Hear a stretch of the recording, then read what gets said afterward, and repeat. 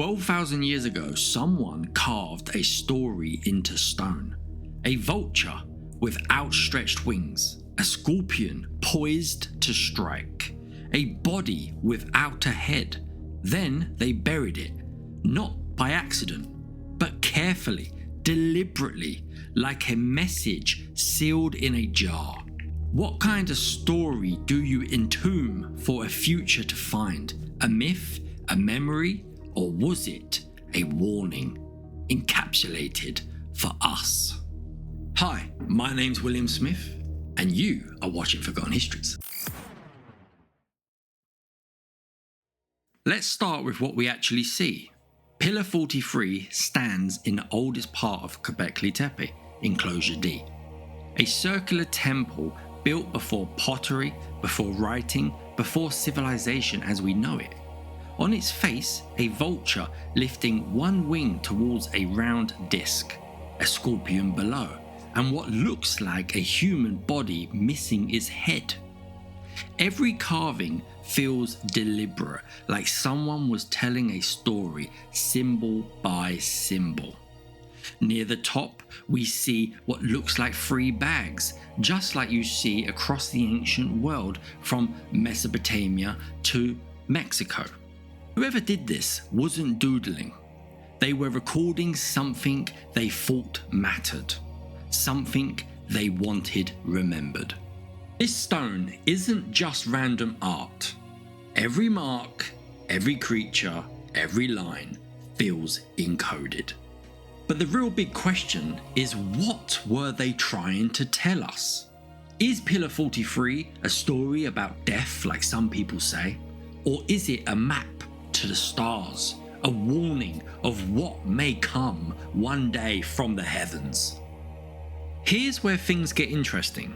Some archaeologists think the Vulture Stone tells the story of death, a ritual where vultures carried the souls of the dead to the heavens.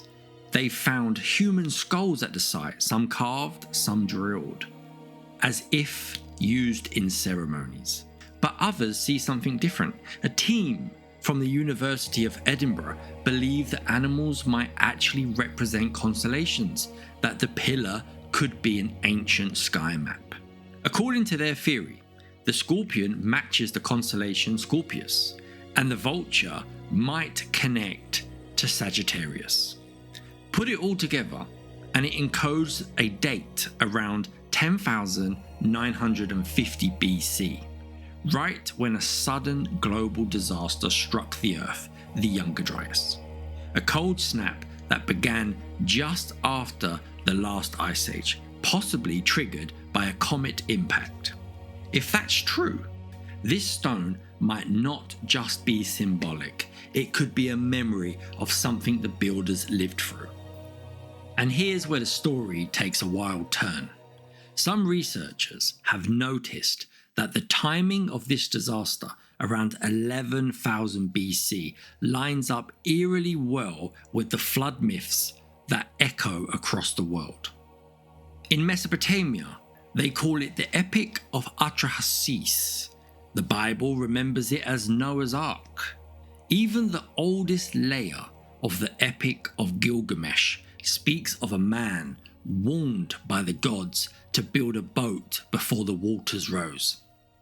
Now, I'm not saying Göbekli Tepe is Noah's Ark.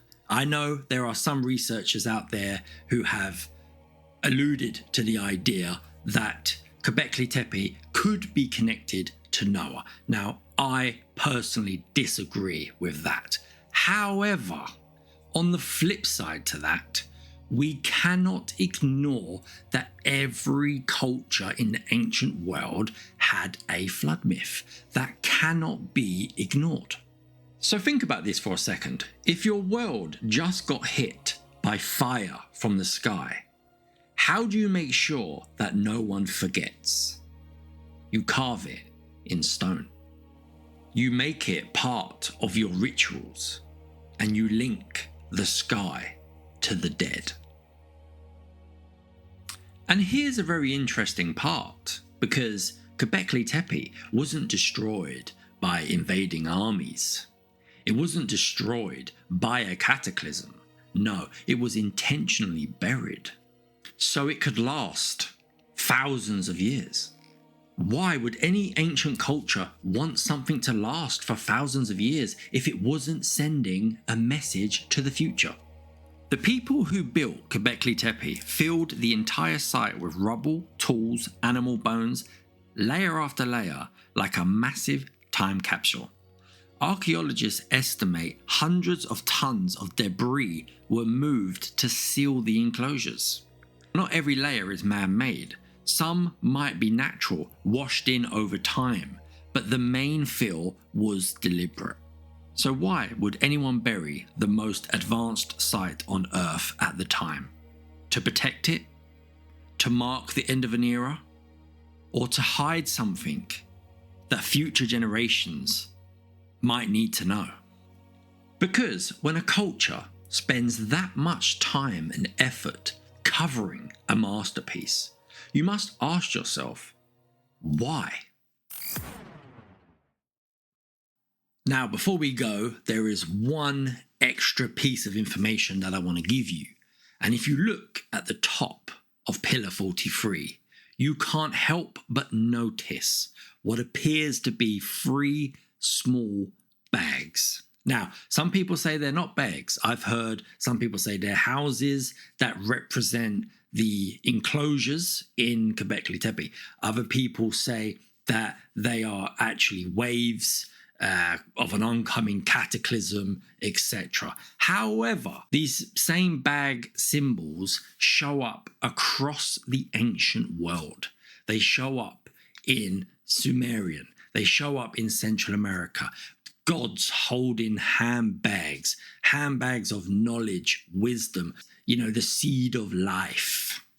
Now, what makes it more interesting is if they are the same bags that we see in ancient Sumerian and beyond, that is 6,000 years after Göbekli Tepe was built, then what the hell are they doing at Göbekli Tepe that is 12,000 years old?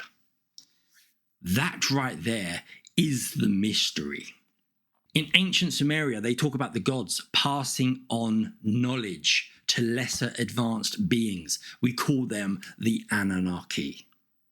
So were the Anunnaki survivors of a lost civilization that built Göbekli Tepe?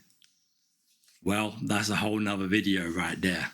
But these same 3 bags show up across the ancient world. And just like I said earlier with the flood myth, it cannot be ignored. When you have cultures from around the world all talking the same myths, that just cannot be ignored as coincidence. So, is Pillar 43 really a warning?